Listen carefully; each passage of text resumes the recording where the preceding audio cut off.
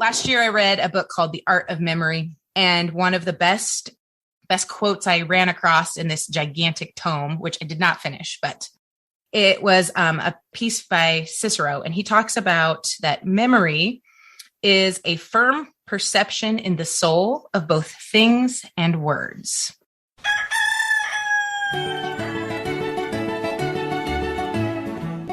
This is Your Morning Basket, where we help you bring truth, goodness, and beauty to your homeschool day.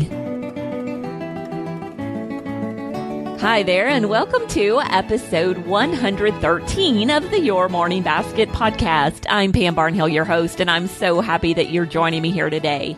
Well, we have talked a number of times about memory work on the Your Morning Basket podcast. If you are a longtime listener who's been around a while, you've probably heard us talk about it before. If not, if you're new to the podcast, we invite you to go back and search out some of those old memory work podcasts because they are so much fun. Well, we're doing it again today. We're talking all about how we can make memory work just a little bit fun. This is something we've touched on a little bit before, but today we have a number of ideas for you on how to review memory work and make it something that your kids actually enjoy. So I'm joined today by Abby Wahl, one of my fellow School A sisters from the School A Sister podcast. And neither one of us really consider ourselves fun moms, but we're talking about ways that we can bring just a little bit of delight to our practice of memory work. And speaking of memory work, if you have ever wondered, what should we memorize and what kind of art should we look at and music should we listen to and what kind of things can I put in a morning basket? We have you covered. You can download our free sample set of morning time plans. They are at pambarnhill.com/month. And with the download, we'll send you a PDF download, but we'll also send you instructions on how you can access those morning time plans online and through our new app. So right now you can get morning time lesson plans right on your phone without having to juggle or fool with PDFs if you don't want to. And so in there, we've made all the hard decisions for you and selected some wonderful things for you and your kids to practice when it comes to memory work, music appreciation, art, stories, and more. So go download those at pambarnhill.com/month. And now on with the podcast.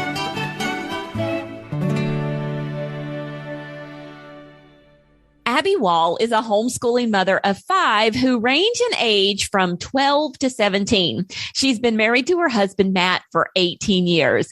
When she's not homeschooling her children in the classical and Charlotte Mason philosophy, Abby is busy raising and herding sheep. You may have heard her co-hosting the School A Sisters podcast with moi, and she also manages the School A Sisters private online community called the Sistership, where homeschooling moms can think, discuss, and share ideas related to homeschooling and self-education. Abby, welcome back to the podcast. Thank you. I'm so happy to be here. I am always happy to have you here. So much fun to have you on. So let's remind people a little bit about who you are in your homeschool.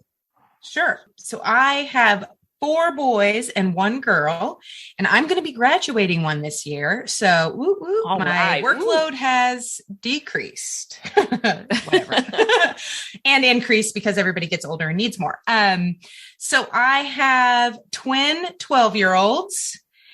And if anyone tells you that it's 2 for the price of 1, that is just not true. They are double the pleasure and double the fun, but they are not cheap. And I have a 13, almost 14-year-old boy. And then my one daughter is going to be 16 next month. So she is so excited to be driving. And like I said, my oldest is about ready to graduate. Oh, that's awesome. And it feels like they should not be that old. I know. It's crazy. And it comes so fast. And I know that's what everyone hears, but it does. Blink of an eye. It's so fast. So fast. Well, let's talk a little bit about memory work. Is this something that you guys have always done in your homeschool? Yeah. That's the thing. I think we try and make memory work this big thing. But, it starts from when they're little babies. We start singing them songs. We take them to church. They hear hymns. they start hearing scripture being read. Like we do nursery rhymes. I don't know about your kids, but I mean, we went through Mother Goose over and over and over again. And I mean, I even have some board books memorized. Hello, Good Night Moon, right? Yeah. And Where the Wild Things Are. I mean, that is memory, and that's memory work. It's just this slow trickle over and over. And it starts from when they are babies, right? Okay, hold on a second. Now, sure. I did not hear you say anything about memorizing the list of all the pharaohs of Egypt or all of the kings of England or dates of wars or names. Oh, well, if that's what we're counting as memory work, then I'm a homeschool failure, but I'm okay with that. Okay, so that's not the kind of memory work we're talking about, right?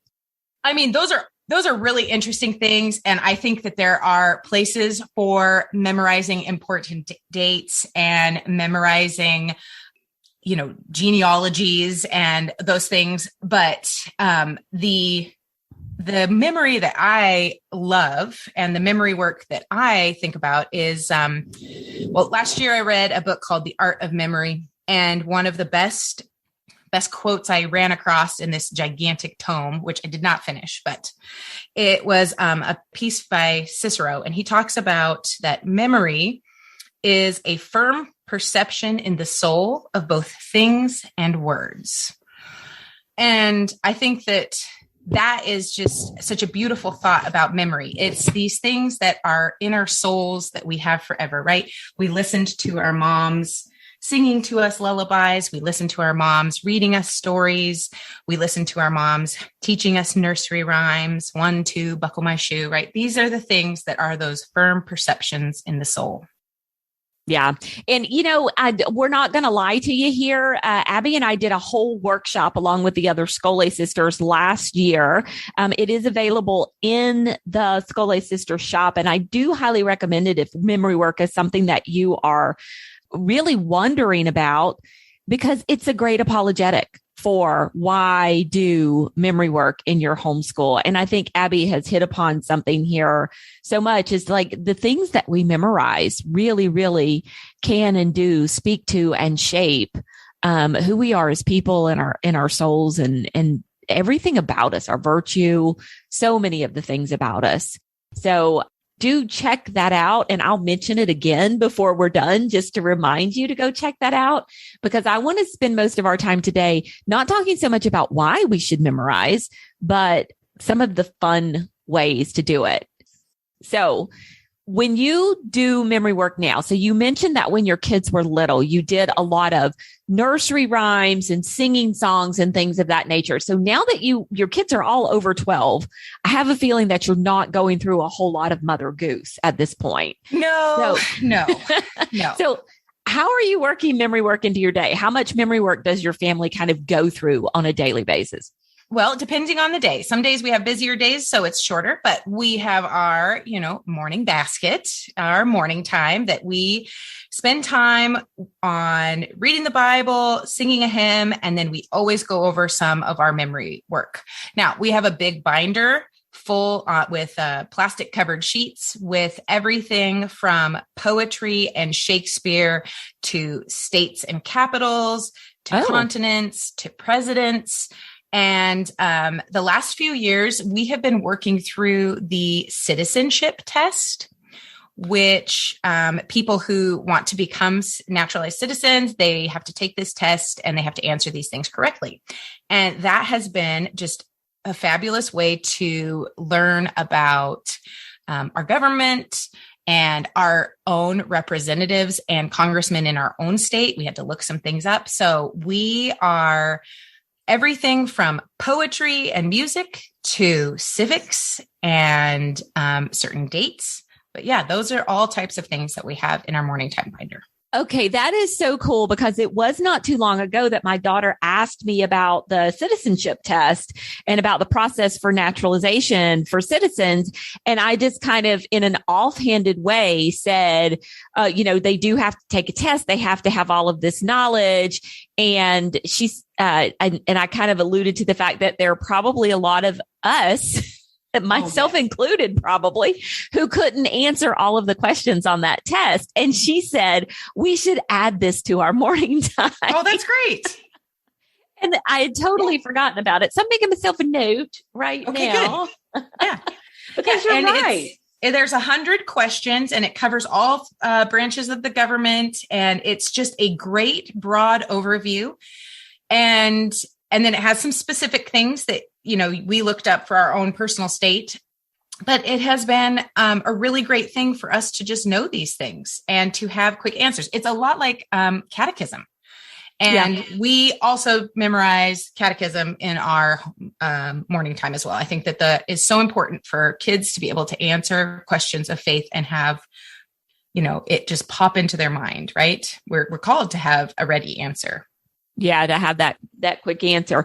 So really quickly, I just want to say ours looks very similar to Abby's in that we have a binder, we have the page protectors in there, we have the body of work that's in there. The vast majority of ours is pulled from Scripture, Shakespeare, and linguistic development through poetry memorization, which is an IEW poetry memorization product that I use, and then also selections that come from the Your Morning Basket Plus membership. And I've kind of got it all just put in there together. And right now we are actually memorizing the Civil Air Patrol Cadet Oath because I have two who are doing Civil Air Patrol.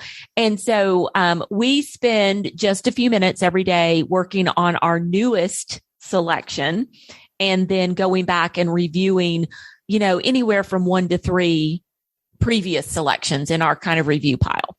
So that's how we do it. Yeah.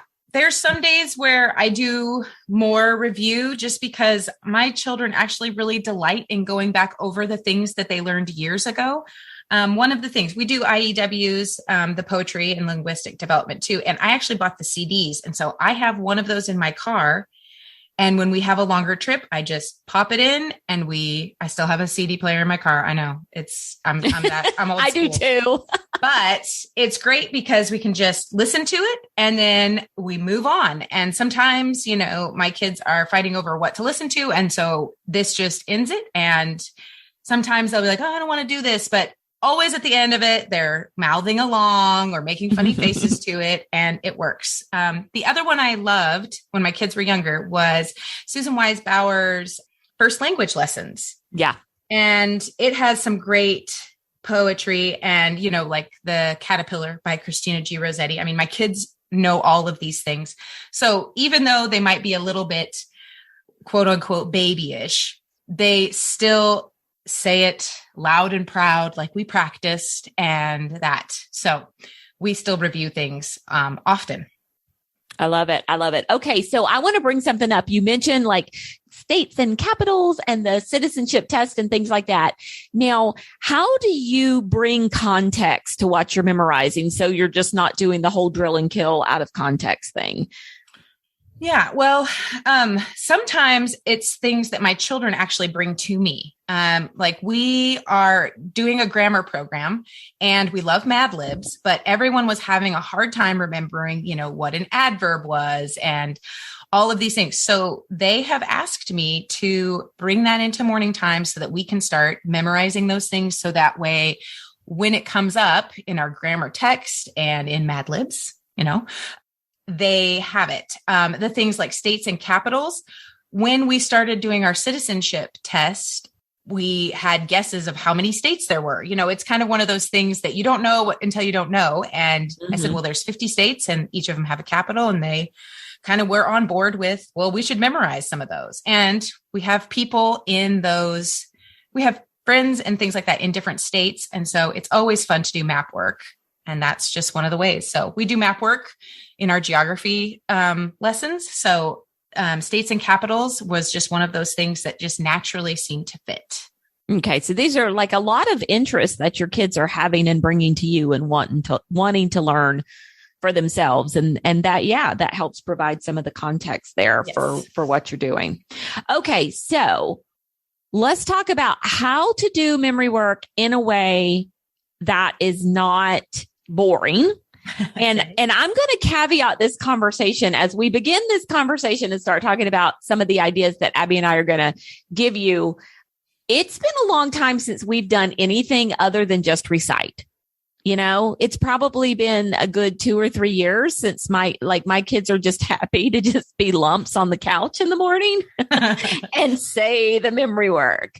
When they were little, it was different. And I'm going to share all of my best ideas for when they were little.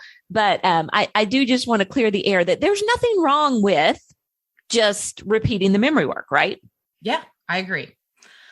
I totally believe that. I think it's Brandy Vinsel, who's on the Scully Sisters podcast with us, but she always talks about exposure breeds taste. And sometimes your kids are not necessarily enthusiastic about memorizing something new. I know that that's one of the things that my kids do is like when it's new, it's a little bit foreign. And so there's always a little bit of pushback. When you get 11 and 12-year-old kids, you're going to just get they're hard days.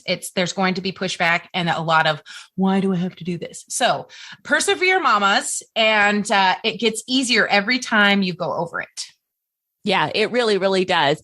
I do think it's easy. Like when I started with my kids, we definitely started young. And not only did we start young with the things that were very organic within our day, but we also started young being deliberate about it. And so now it's something they do. Now, I do get questions. Very recently, I got the question, why do we do memory work, Mom? And I told them about the sophisticated language patterns and all of that. And they were like, wow, it's like you've answered that question before. And I said, yeah, I have. And I told them Andrew Pudewa's quote about not being able to get anything out of a mind that has nothing in it to begin with. And they seemed very satisfied with that answer, But I do think there is that kind of tough age of that 11 and 12-year-old where it is a little bit of why do I have to do this? Okay, yeah, go ahead. Everything is pointless to them at this age. Yes. So keep your answers short to them. This is just because we're going to keep doing it. So yes. I like that answer because we're going to keep doing it. Okay. So what are some things that you've done in the past to make memory work just a little more interesting and fun? Well, my kids probably, if they would have gone to public school, probably would have been on a plan to maybe medicate them. They are very active and energetic. And so sitting still is actually one of those things that is not physically possible for them to do. Mm-hmm. So, once in a while, or we have balance boards and foam rollers, and I will often have them actually stand and balance on those as we are doing our memory work.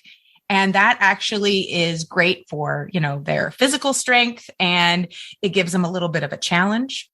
If we are going too slow and saying our memory verses in a pathetic voice, which sometimes does happen, we smile again, we stand up, we put our hands on our hips, and we smile when we do it. I love it. Because sometimes just our posture needs to change and it changes our attitudes. One of the things that when we were learning the months of the year, which sometimes is really hard for kids to sequence that because it's actually a list of 12 things and it doesn't always make sense. So when we were learning that, we learned a couple poems about the days or how many days in each month, right? 30 days, half September. And which does not, that poem doesn't follow the list of, no, it does not. September. So we asked questions about that. And it was just one of those things that we went through and looked at a calendar, right? There's just some things to make it, right, like we were saying, contextualize and things like that. Fun is sometimes saying it really, really fast. Mm-hmm. And sometimes it's saying it in a funny voice. We have done this. One of the other fun things that we have done, which I'll put air quotes on this, but we were learning Psalm 118, and it's a longer psalm. So I gave everyone like 6 or 7 verses to memorize.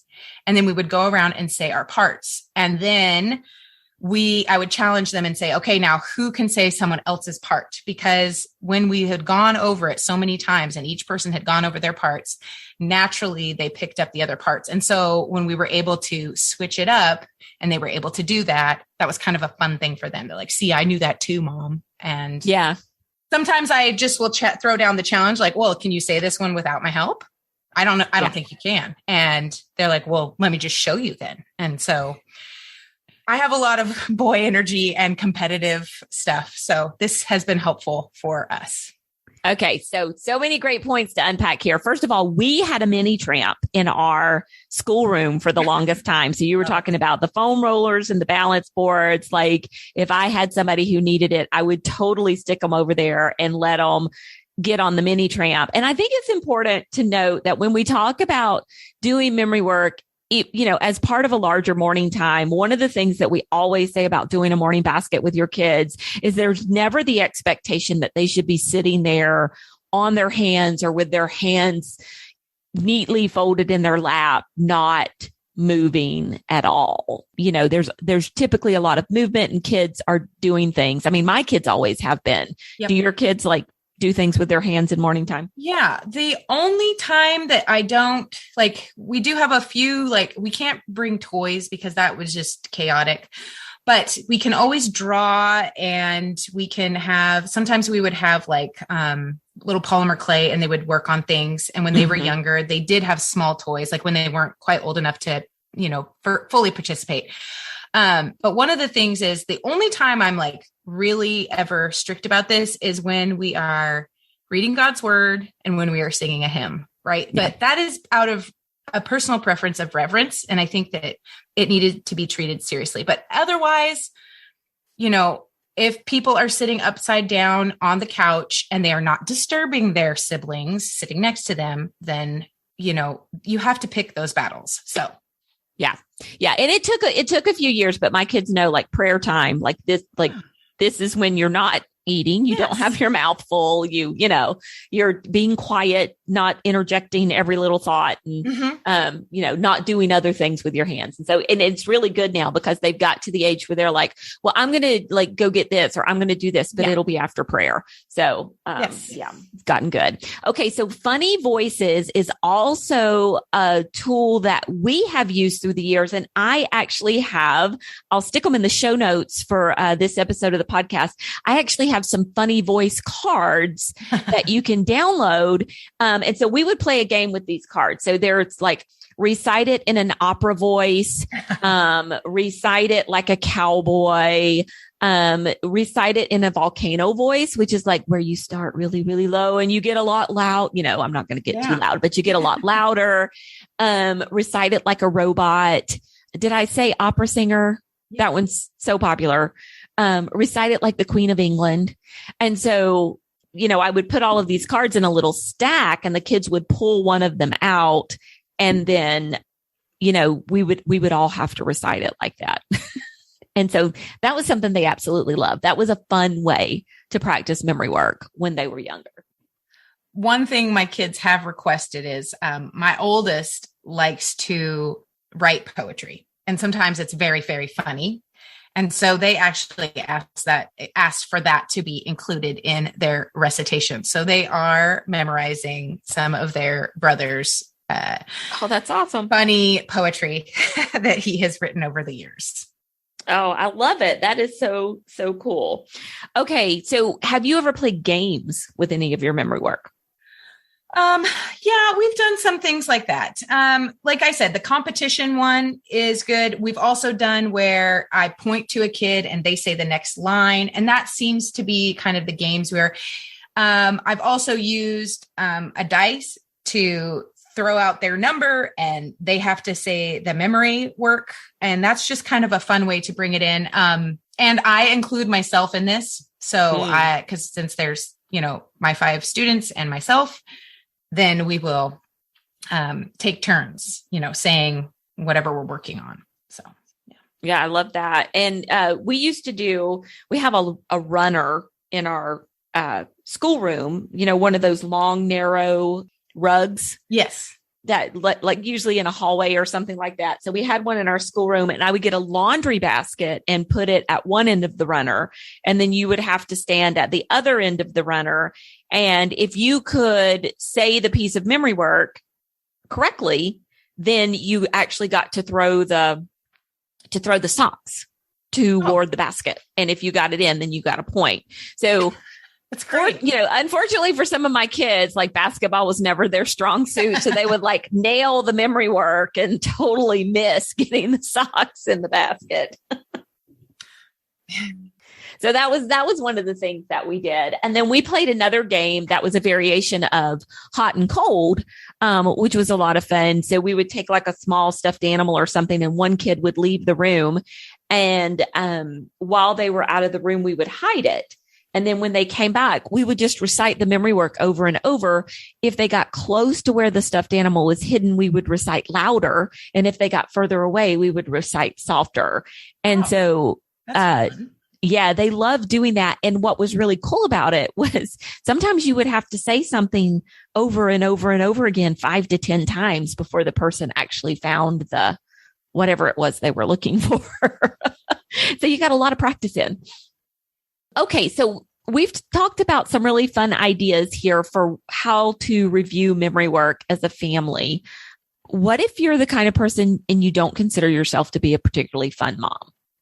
That's okay. I don't particularly care. I don't categorize myself as a fun mom, but I do have a goal of being a fun mom for 10 minutes a day, because I think it was Sarah McKenzie who said this years and years and years ago, but she said that if you were a fun mom for 10 minutes, and I think it was even less than a day, I think it was a week, it wasn't very much, that your kids will look back and actually remember you being a fun mom. So a 10-minute a day fun mom, can be a totally manageable and doable, that's a doable goal. I'm a firstborn, and I tend to be very goal oriented. And so I'm ready to, and I'm a morning person.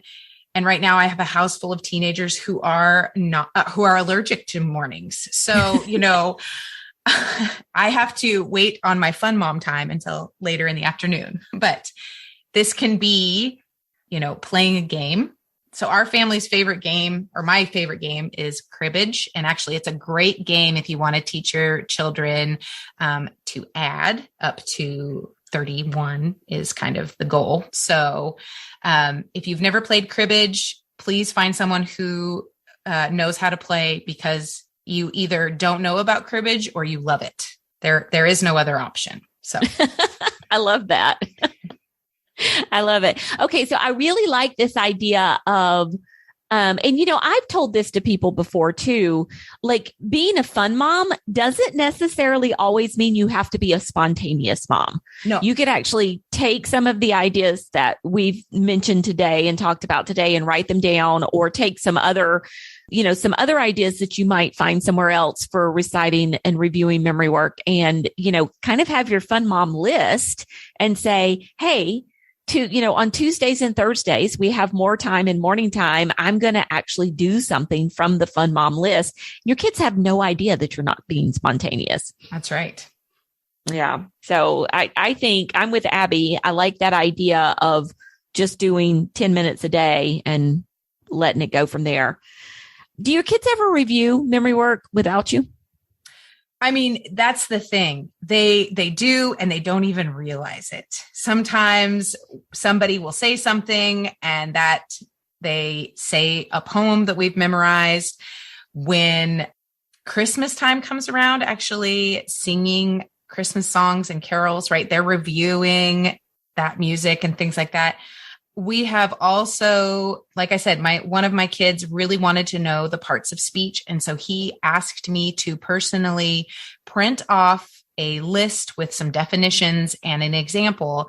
And he has it posted in his bed where he can, when he wakes up in the morning, he says he just wants to look at it first thing so that he really understands and gets this and starts memorizing it. So yeah, I mean, my kids, mostly it's been, this thing that is interested in things like that. So they've asked, but one of my older kids, when he was studying and needed to learn, memorize some Latin declensions, he went to Quizlet and made himself cards. And that was basically it's just flashcards, but he didn't have to write them out by hand. And he was able to memorize a bunch of declensions. And that's not necessarily the memory work that we're talking about here, but motivated kids will memorize things when they are motivated to do it.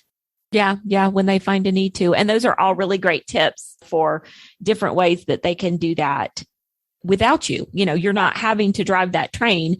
They're actually taking ownership of that and doing some of that on their own. So, well, these were some fabulous ideas, Abby, and I do want to encourage everybody, just a couple of resources for you. We'll have a link to the linguistic development through poetry memorization for you, as well as the funny voices cards that you can download.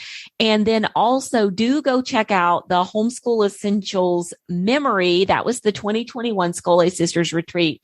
You can get that now. You can watch it by yourself. We have a hostess kit where you can set up and watch it with some friends if you want to kind of do your own little all-day workshop on memory work. If you're more interested in taking it just a little bit further, it's a great apologetic. It's why should we memorize and why is it important and what does it mean for education for us to do that? And then we also have some other tactics in there, just a lot more ideas of what to memorize. I can remember Abby giving us a good long list of different things that we could potentially memorize. And then as well as some other techniques, including one that I'm very fond of. I teach you how to do a memory palace. So yeah, Abby, thank you so much for coming and chatting with me today, all about how we can make memory work a little fun, even if we're not fun moms ourselves. It's a good thing. And there you have it. Now, if you would like links to any of the resources that Abby and I chatted about today, including those funny voices cards and the School Aid Sisters Memory Retreat, you can find those on the show notes for this episode of the podcast. That's at pambarnhill.com/113. Now, I will be back again in a couple of weeks. Next time, we're going to be talking all about perfectionism and how it can ruin your morning time and can really stop you from doing what you want to do with morning time, which is bringing a little bit of delight to your homeschool day. So join me again in a couple of weeks to talk all about that. Until then, keep seeking truth, goodness, and beauty in your homeschool day.